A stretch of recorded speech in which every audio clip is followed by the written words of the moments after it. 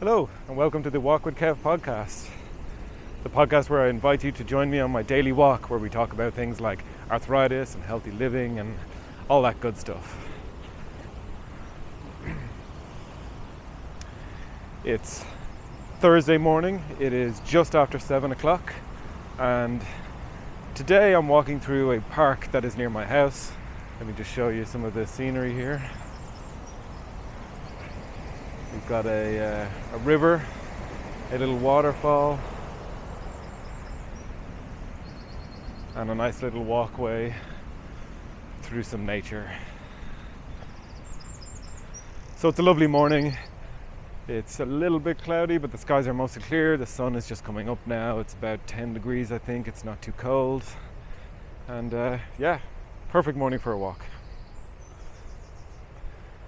So today what I want to talk about is, I've got these 6 things. I think about arthritis and living with arthritis a lot, and I've been on this journey for 15 to 20 years now, and trying to figure out ways that I can not just live with arthritis, but actually live well with arthritis. So that means being strong, moving well, and not suffering constantly in lots of pain. So I've settled on 6 things. I'm going to go through those 6 things today, kind of at a high level view. We'll talk through each one in detail, I'm sure, in future videos. But yeah, today let's go through my 6 things. So like I said, this has been a journey. I've spent years kind of just figuring this stuff out through trial and error. It's not always been easy. It's sometimes you do the wrong thing when you don't know what you're doing. It's very easy to go down the wrong path for a while. And I've been down several wrong paths.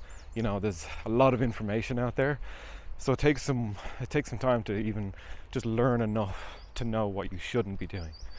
So yeah, let's jump straight into it. My 6 things. So first on the list is walking. That probably shouldn't be a surprise. This podcast is called Walk with Kev. I'm out here walking every day. I obviously love walking, and want to encourage everybody else to walk. It's one of those things that requires, actually it just requires time. It's very little effort, but anyone can get out and walk. And obviously there are people that can't walk, but moving through the world in whatever capacity you can, that's kind of what I'm talking about today. So walking has obviously got a number of benefits. It's cardio exercise, it's low impact. If you've got arthritis, it's not going to be too heavy on your joints, especially your knees. It's a great way to burn fat and get some big muscles in your body moving. So your legs, your glutes, some of the biggest muscles in your body. And when those muscles are active, when they're moving, they're essentially sucking sugar out of your bloodstream, if there is sugar in it. So there's a lot of benefits to walking, where you just need to get out and walk and you get the benefits, right? But you need to be very consistent with it. So that's why I'm out here walking every day, in the hope to inspire someone else. And I know it's like day 2, right? So it's not too inspiring, but I'm hoping by day 200 I'll be a lot better at this, and maybe it will be inspiring for some people. So when you've got arthritis, I think one thing you will be told straight away is that you got to manage your weight. If you've got excess weight on your body, it will be putting stress on your joints, and as well as increasing your risk factor for a lot of other conditions. And you don't need that, right? So walking is the safest, lowest impact, probably, in my view, most beneficial thing you can do. I now see walking as a privilege, and as one of life's simple pleasures. But the reason I see it as a privilege is I have days where walking is really uncomfortable. If I have a flare up in my back or my hips, it can actually be quite painful to walk. So I go out, I push through it anyway, but on those days I get to feel like I get to experience what it might be like to have that level of reduced mobility, to not be able to walk. And it's not good. You don't want to be there. any agency you have is just kind of stripped away. So get out and walk. If there's only one thing on this list that you do, or what I would say is the most important thing on this list, why it's first on the list, it's walking. So I would really encourage you to just get out there and walk. Now, there's no rules around where you walk, how long you walk for, how fast you walk, right? It's just about getting out there and doing it. So if you go for a walk today, it might be 5 minutes. Maybe you'll go and you'll walk around for 5 minutes and you'll come home. Maybe tomorrow it'll be 8 minutes. Maybe the day after that it'll be 10. Maybe you go for a walk around your neighborhood or whatever, right? Maybe on your first day it takes you 10 minutes. Maybe on your 6th day it takes you 8 minutes, because you're getting used to it, you're getting better at it, right? The point is just getting out there and doing it, experiencing it, feeling the positive effects on your body for yourself. No one else can feel it for you, right? You just got to get out and experience it. And that's kind of my recommendation. Sorry. You could pull up all sorts of studies, right? There's all this data to back this up. There's plenty of studies that have been done on walking. But the science is great, but it's largely irrelevant. It's morning. It's very easy to pull up all these studies and say, oh, here's all these benefits, it has these impacts on your joints, your body, your immune system, whatever it is. But I mean, really, have you ever seen a study or been told about a study where you just changed your life immediately? I don't know anyone that has. I certainly haven't. I find this stuff interesting for sure, but while the science is great for helping us understand why something is having the effect it's having, I don't think it's great for motivating us. I think you just need to get out there and do it, and walking is probably the easiest thing to just get out there and do. One thing I would encourage you is, if you're not used to walking or you don't walk often, go out for a walk, and afterwards when you get home, just stop and sit down and take like 30 seconds to a minute and just think about how you feel, right? Be present in your body for a couple of minutes. How are your legs feeling? How's your breath? Are you breathing nice and smooth? Are you breathing heavy? Or do you have any sort of tingling sensation anywhere in your body? How's your mind feeling? Does it feel clear? Do you have a kind of a clarity of thought? Think about your stress levels. Were you feeling stressed? Did the walk help alleviate some of that stress? I think it's as you start to explore things and explore managing a condition like arthritis, I think it's important to actually have these check-ins, to say to yourself, how am I feeling? And start to get to know your body, right? And actually understand what are the things that are having an impact on how you feel and having an impact on your body. So, and by the way, that applies to everything on this list. I think stopping, checking in, trying to really understand kind of how you feel. It applies to everything on this list. So, number 2 then is eat. And diet is insanely important for me. I've heard some people say diet makes a big difference for arthritis. I've heard other people say it doesn't. I've heard other people say the jury's out. But, I can only speak from personal experience. I once went on a diet where I ate literally nothing but sweet potatoes, eggs, spinach, nuts, and leafy greens. And I did that for like 6 weeks. It was mind-numbingly boring, right? I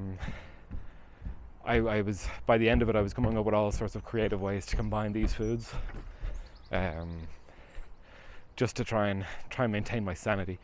And while I was doing that, I was also fasting, so I would kind of stop eating at around 8 o'clock in the evening, and I wouldn't have lunch till 1 o'clock the following day. And my lunch was sweet potato, eggs, broccoli, leafy greens, and then I'd have nuts for a snack. And while this was boring, horribly unsustainable, I was hungry a lot of the time, I felt great. My symptoms more or less disappeared. I was able to jump out of bed in the morning, bend over and touch my toes. I had no stiffness in my back. I just generally felt great. So that kind of was like I said, it was completely unsustainable, but it was what I needed to do to understand. Do you know what? Diet actually does have an impact here. Diet is important. Now, like anyone else, it's hard for me to resist, chocolate, sugary things, crisps, all that good stuff. But, it definitely has a negative impact on me. If I eat that stuff, I'm going to be feeling sore. So this is something you got to explore and figure out what works for you. I think nutrition is complicated. I think people tend to oversimplify it. You get like, here is the best diet for this, or here is the best way to, this is the low inflammatory way to eat, right? And I think it's difficult because what I always say to people is that there are people out there that will literally die if they eat a peanut, right? There are people out there that can't even be in the same room as a peanut. This stuff is pretty complicated. So it's important that you spend the time and discover what does work for you and what doesn't work for you. I've been on a vegetarian diet for a long time. It's starting to rain, but there's not really any clouds, so it'll probably be pretty quick. I've been on a vegetarian diet for a long time, probably about 15 years, though I recently I introduced fish. I never ate fish before, but then I started eating them. I found it made a positive difference to how I was feeling, and that's a diet that works for me. Other people, I've heard people have success with eating nothing but meat, literally nothing but meat, the carnivore diet, and that their symptoms disappeared. I've heard people say, the vegan diet, whole food, plant-based, is what works for them. So remember, I think the important thing with diet is what works for you is what matters, and it might not work for anyone else. And what works for you means what works for you for the next 20 years, the next 30 years, right? What can you actually sustain for a reasonably long period of time? That's what's important, right? So even if it's not perfect, right? If it's good enough for you and you can sustain for a long period and you're feeling good, that's the key thing, right? Once you're feeling good and you can sustain it for a long period of time, I think that's the direction you need to go. But this is about exploration. You're going to need to figure that out yourself. Now, the other crucial thing about diet is, as I mentioned with walking, one of the consistent recommendations you'll always see for anyone with arthritis is lose weight, right? If you're carrying excess weight. Weight loss, and fat loss in particular, generally happens in the kitchen. So you'll often hear people say you can't outwork a bad diet. What they're basically saying is that, you can't, if you're eating a lot of food, like a massive excess of calories, and it's not good food, it's greasy food, high calorie, low nutrition. If you're eating like that, it's going to be very, like, no amount of walking is really gonna help you there, right? No amount of working out, lifting weights, whatever, is going to help. So you need to be really conscious of what you're eating, how much you're eating, and this is one of those tough things where we tend to favor short-term pleasure over long-term good feelings, right? So let's say you eat some chocolate and it feels great, but afterwards you don't feel so great, right? So you're sacrificing the long term for the short term. I think a good example of this is if you've ever gone for lunch at work or school or whatever and had a big dirty pizza for lunch, right? And you're eating that pizza and it tastes great and it's amazing and you're kind of getting full, but you've got one slice left, so you eat that last slice and it still tastes good, but you're a bit uncomfortable. What does your afternoon look like? Did you go back to the office and were you full of life and focus and energy, or did you want to have a nap, right? So you got to think about this sort of stuff. I'm not saying don't ever eat pizza. I love pizza. It's just you got to think about, you got to make a conscious decision about, how do I want to feel later today? And this is, it's especially important for people with arthritis. So that's diet. Diet is critical, and that's why it's number 2 on the list. Number 3 on the list is lift. So by lift, I mean doing some sort of resistance training, lifting weights. Now, you don't have to lift weights. calisthenics is a way of working out where you use your body weight as your form of resistance. You can use something like kettlebells, which are a great tool to have in your house because a kettlebell doesn't take up a lot of space, but you can do a lot with it. And then there's dumbbells, barbells, all the standard gear you get at the gym. But the reason lifting is in here is because, well, first off, I always feel my best after I've been to the gym. So after I've been lifting some weights. It's really counterintuitive, but if I go do some heavy squats, I feel amazing afterwards. If I might go in feeling stiff, I might be doing my warm up and feeling stiff, and then I get through a few sets of squats, and I feel great. I feel mobile. I feel loose, and I don't really understand why, but it works, so I keep doing it. Now, lifting has a lot of other benefits, right? As you lift weights, you'll be building lean muscle on your body, right? Or if you're lifting enough and you're eating right, you'll be building a lot of muscle. And this muscle is all well and good. It looks great, especially with the men. Everyone wants, big biceps and whatever. But actually, the most important thing is strength. And training for strength. It's raining again, but I don't know where it's coming from. Training for strength is actually slightly different than training for muscle. So, strength training is, you might see in videos, you might see, especially in the Instagram fitness world, you might see a lot of people going to the gym and absolutely killing themselves, right? Like they're pushing all these heavy weights, they're flopping to the floor afterwards because they're so wrecked, and they've got this muscle pump and there's veins popping out of their body and all that sort of stuff. That's great. That's bodybuilding. Strength training is more about training your brain's ability to deliver stimulus to the muscles. Right? You can think about it like a car. So if you want to make a car go faster, you can give it a bigger engine, right? And just more power, bigger engine, and you will go faster. You can also optimize how that engine runs, right? You can make the engine more efficient. And that's what strength training is, really. So you can actually get really, really strong without building a lot of muscle. You'll build some muscle, but without being, one of those big, chunky bodybuilders, right?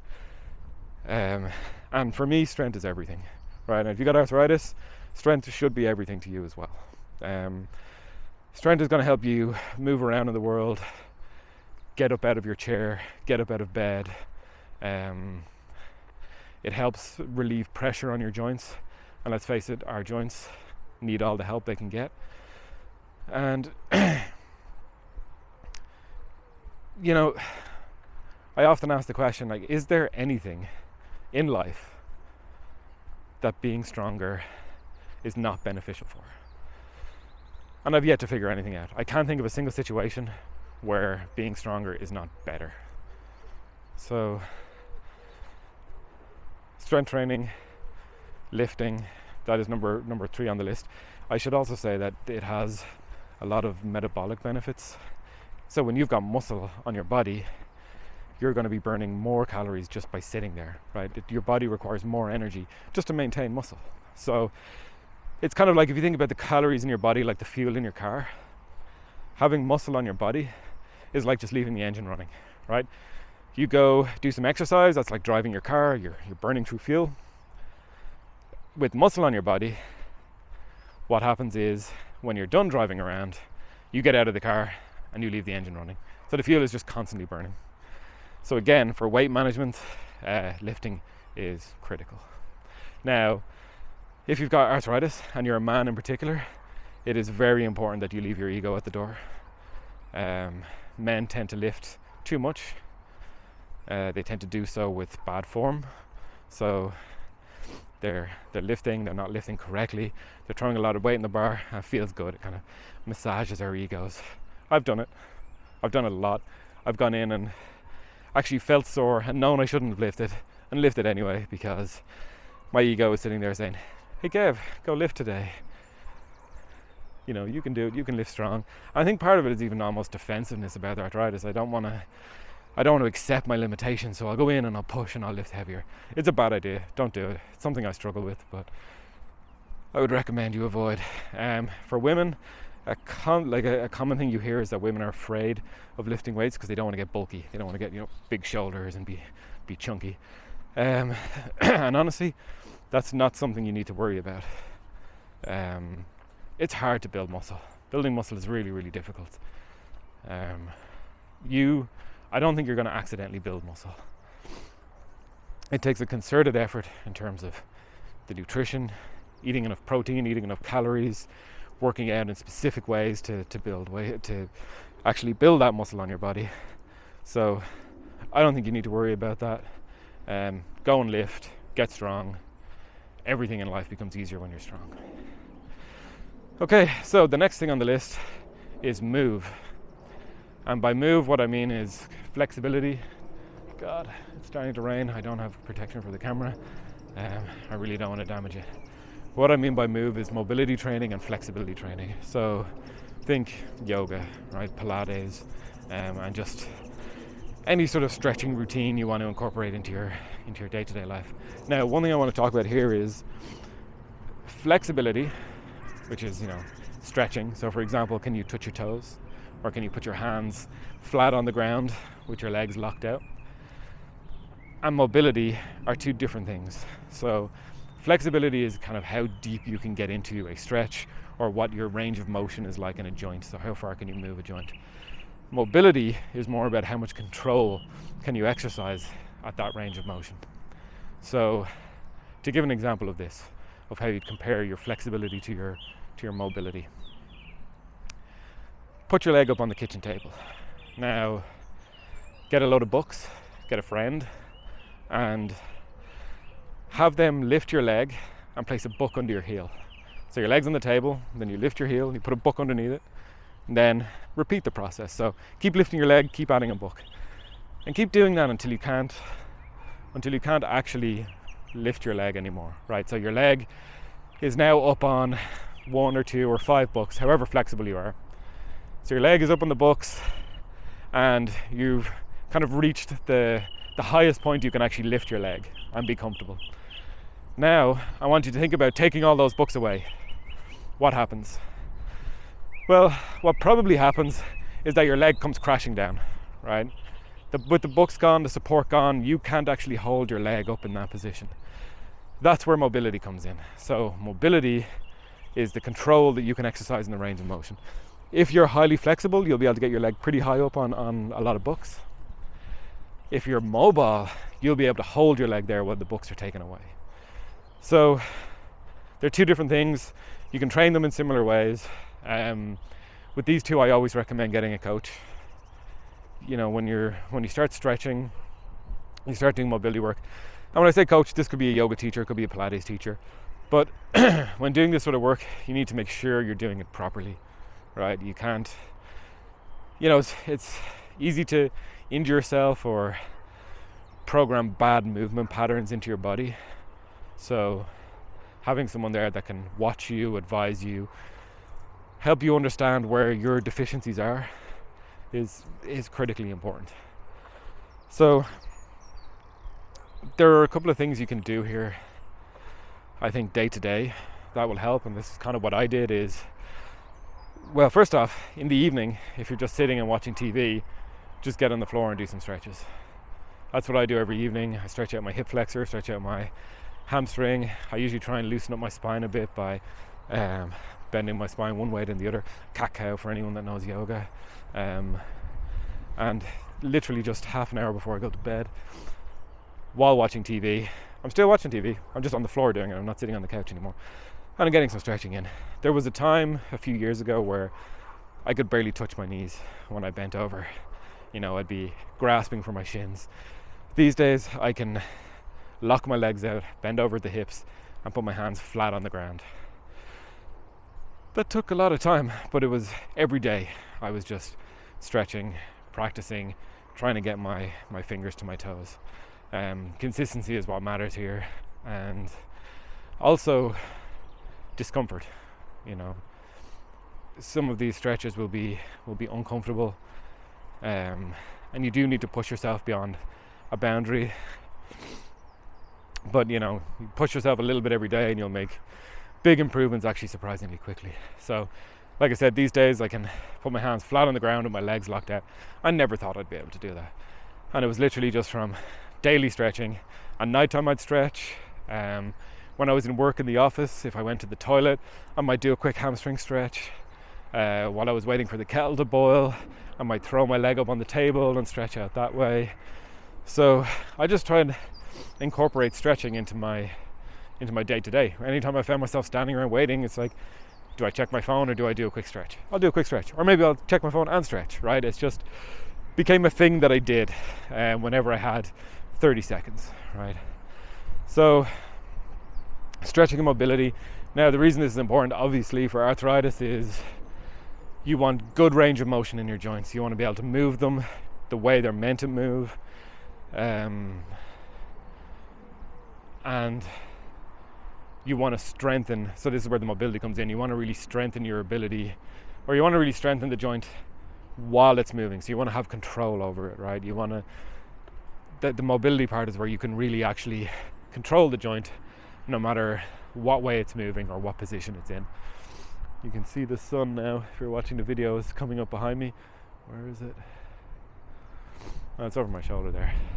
It's a lovely morning, so I'm going to walk up a hill and do a quick panoramic shot. So movement, flexibility, they're key. Very, very important. So next on my list, which is number 5, is, and this one was a surprise to me, it took me a while to figure this one out, it is breathing. Breathing is incredibly important for a number of reasons, and I'll go into them now. But breath work, incorporating some sort of breathing routine, I think is critical for everybody. I mean, this isn't just about arthritis, but for everyone. So what do I mean by breathing? I've actually got 2 different types of breathing that I want to talk through. So one is about kind of relaxing and de-stressing, and the other one is actually about power and generating power in your body. So first, let's talk about relaxing. So when we breathe, if we're breathing really shallow into our chest, into our kind of upper chest cavity, we are actually engaging a kind of a fight or flight sense in our body. That's where we breathe when we're panicked, when we have anxiety. You know, if you've ever dealt with anxiety, you've probably had that tight feeling in your chest where you feel like you can't get a deep breath, or you can't get air into your body. So that's a kind of a trap a lot of people fall into, where you get stuck in that pattern of just breathing into your chest and breathing into your mouth, right? So shallow breath into your chest, through your mouth.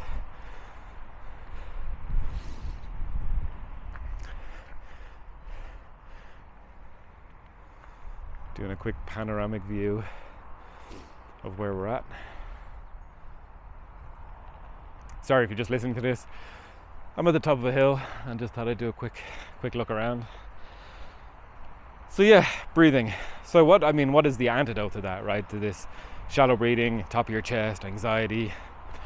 It is slow, deep breaths through your nose, not your mouth. You know, this is the way you're meant to breathe. And interestingly, breathing through your nose actually changes the shape of your face. Your face will get wider, right? Like behind your nose, you have this sinus cavity. And like many of the other things in your body, if you're not using it, you will lose it. Blood flow will stop going to it, and it becomes harder and harder to actually breathe through your nose. So breathing through your nose is something you need to make a conscious effort to do. And actually, if you sit now and try and breathe through your nose, you might find it really difficult. Maybe you've been mouth breathing for a long time. But I think an interesting thing to do is look at animals in nature. Like, do you have a dog? Do you have a cat? A cat in particular, you'll notice, they aren't running around with their mouth open, right? They're not running around and breathing through their mouth. It's all coming through their nose. Same with fighters, for example. If you're watching a fighter in the UFC, if they're breathing through their nose or their mouth, they're probably gassed, right? They're at a point now where they can no longer maintain breathing through their nose. But you don't want to be breathing through your mouth when you're in a fight like that. So first off, breathing through your nose, and then breathing deep into your lungs. So that's kind of down into your stomach.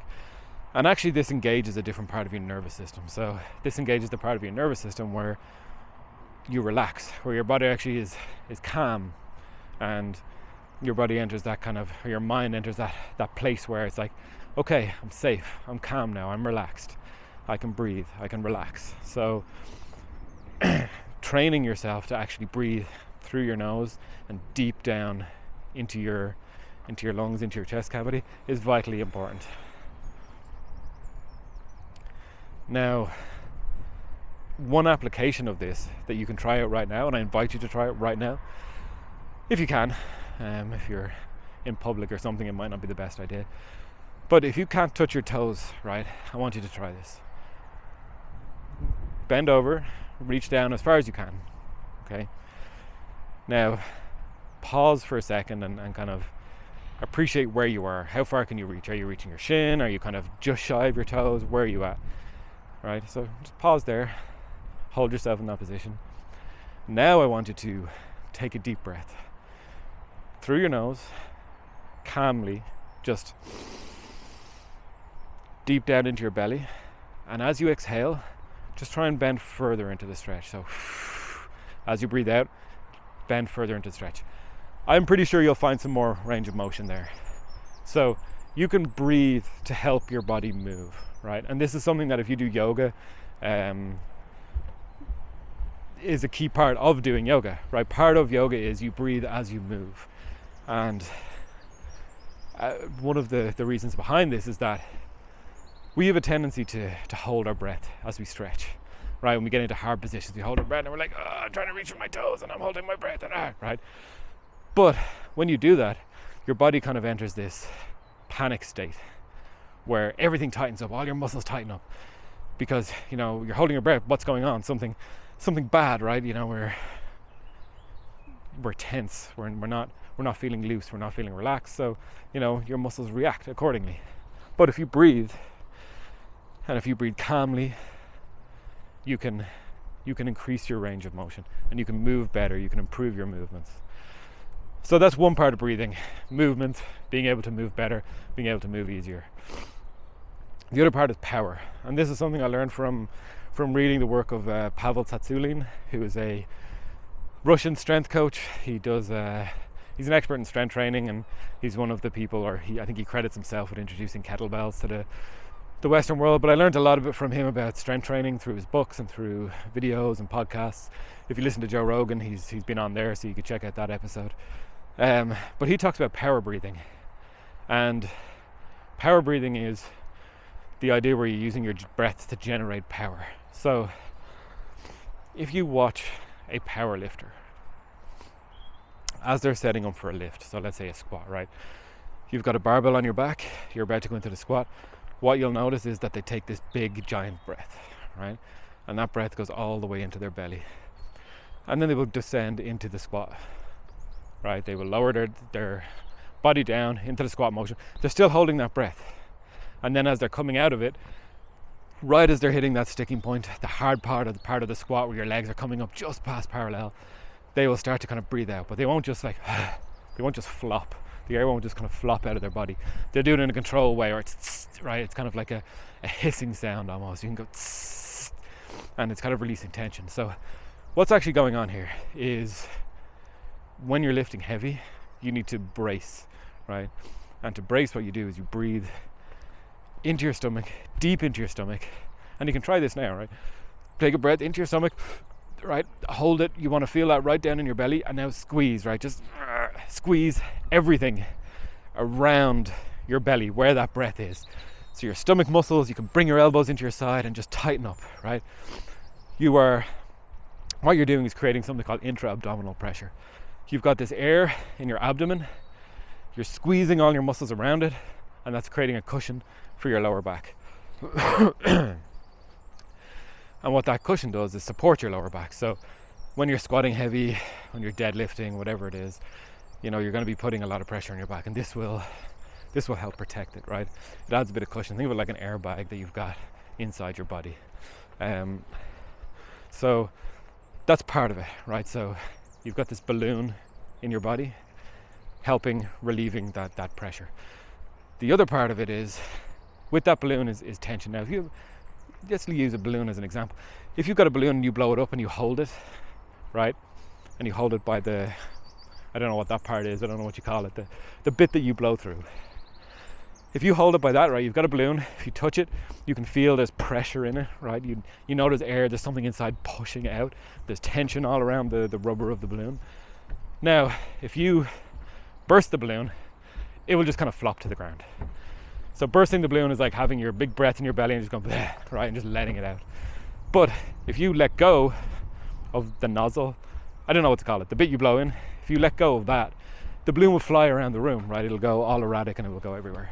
So what you've done there is you've taken the tension and the pressure and you're releasing it through this narrow valve, and it's turning that pressure into energy.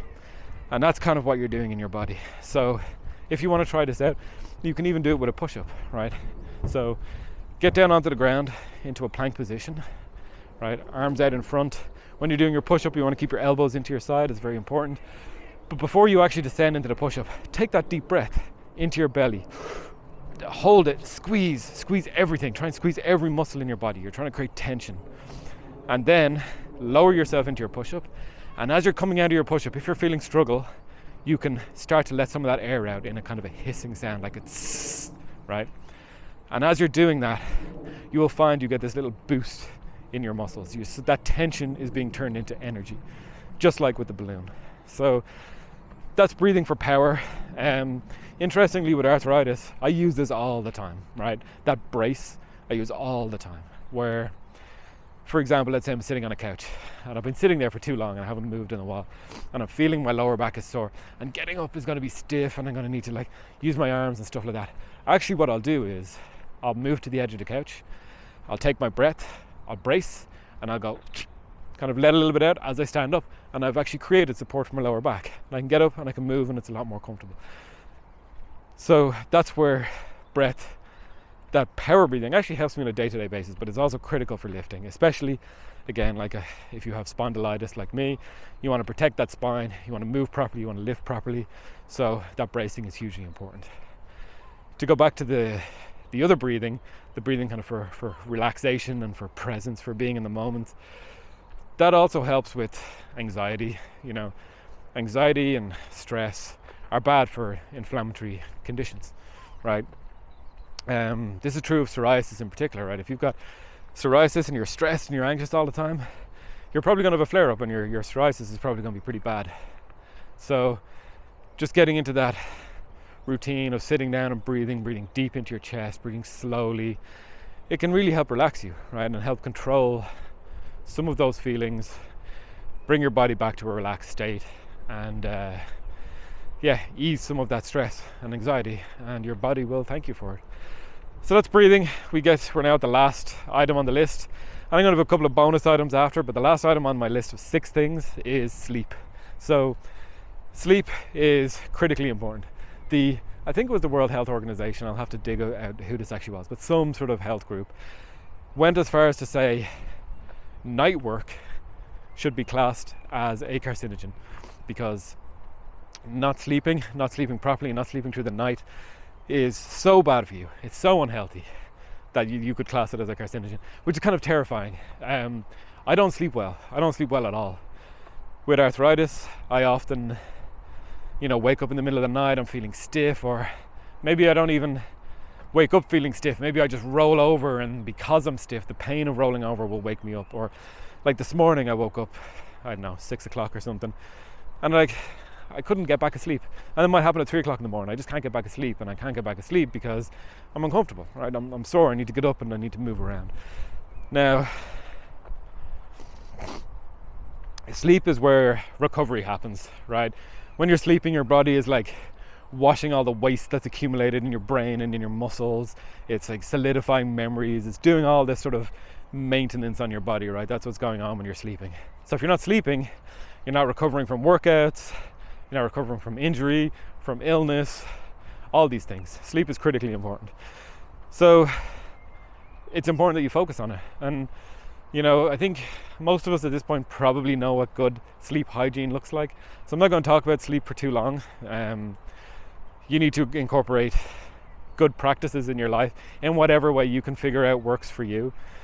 But some things that you probably should do is avoid screens before bed. So staring at your smartphone, staring at a social media feed, getting anxious about, likes and comments and what your friends are doing and whatever else. Not a good idea before bed. Try to go to bed at the same time and get up at the same time every day. Create that routine, have that sleep routine, both in terms of what you do before bed. So for example, I get up and stretch, I'll wash my face, I'll get into bed, I'll read a book, and I usually drift off pretty quickly. And actually, falling asleep for me is never a problem. Staying asleep is usually the problem for me. But having that sort of routine at night that's getting your body and your mind ready for sleep, I think is really, really useful. Try and get up early. I'd recommend getting up early. I think it's just a good practice to get more done. Like coming out for a walk, for example, at 7 o'clock in the morning. It's a good way to start your day. But the important thing is that you're going to bed and getting up at the same time every day. And avoiding computer screens before you go to bed. Also avoiding eating before you go to bed. So I've found that if I don't eat for like 2 to 3 hours before bed, which is really difficult to do. I mean, that's something I find really, really difficult to maintain. But if you can do it, at least an hour, but even 2 to 3 hours, you will sleep better. But it's worth trying. Try it, see what works for you. Like I said, sleep is a difficult thing. Everybody's life is so different. It's really hard to prescribe one thing to do, but those for me are the key things. Watch what you're eating before bed. Have a routine. Read. Reading is great for drifting off to sleep, for helping drift off to sleep. No computer screens, no social media, no anxiety-inducing things in general. And that's sleep, and that's kind of the last thing on the list. I said that I had a couple of other things that they weren't significant enough to be on the list, but a few other things that I do that I think is worth sharing. So cold showers and cold therapy. I always recommend to people that they do cold showers. You feel amazing after cold showers. They have anti-inflammatory effects. They're good for your skin, good for your hair. There's all sorts of good for your immune system, all sorts of health benefits. So I cold shower every day. I always feel great after it. At this time of year, coming through winter, in Ireland, cold showers are really cold. Like there's days where it feels like you're just being blasted with shards of ice. But those are the days you feel the best. I actually just ordered like a little inflatable, portable cold plunge pool. So I'm looking forward to doing some cold plunges. So cold therapy, whatever it is, whether it's a cold shower, cold plunge, you can do cryotherapy. I've done cryo before, where you stand in this like big, huge tank and they spray you with liquid nitrogen gas, and it goes down to like minus 150 degrees for a couple of minutes. It's all good stuff. It's worth experimenting with and trying. I always feel great afterwards, so yeah, give it a go. Then standing desk, right? So I've mentioned before, I'm a programmer, so that means I spend a lot of time sitting at a computer and sitting at a desk. Now I work from home now, so I've got a pretty good setup. I've got a really, really comfortable chair. It's like a gaming chair. I could sit in that thing all day, but sitting all day is a bad idea, especially if you've got arthritis. It's bad for everyone, but especially if you've got arthritis. So standing desk was a game changer for me. I feel so much better when I stand. So what I'll do is, first thing in the morning, I'll stand. Like I don't want to get out of bed where I've been not moving all night and then go straight to a chair where I can not move all morning, right? So get up, stand on my I go for a walk, obviously. Stand on my standing desk, work all morning, sit down for lunch, go back to standing. Maybe in the afternoon I'll sit down. But the days where I'm standing versus sitting, it is night and day, literally. I feel so much better at a standing desk. The last one is barefoot shoes. I'm wearing barefoot shoes at the moment. These are shoes that they have a really thin sole, they have no heel, they look a bit weird, they're kind of wide where the toes go. And what they do is they mimic just walking barefoot. And the reason you might want to do this is that when you're wearing kind of normal runners or trainers, you're going to have like arch support kind of under the sole of your foot. Your heel's probably going to be a little bit elevated, which is kind of cheating ankle mobility in terms of how you move. And they're compensations, right? So whenever you have these sorts of compensations, your body will adapt, right? And I don't want my body to adapt to having to wear shoes, right? Having to wear these runners. What I want my body is to move naturally, right? And to feel good moving naturally. So my camera's gone crazy. So I want my body to move naturally.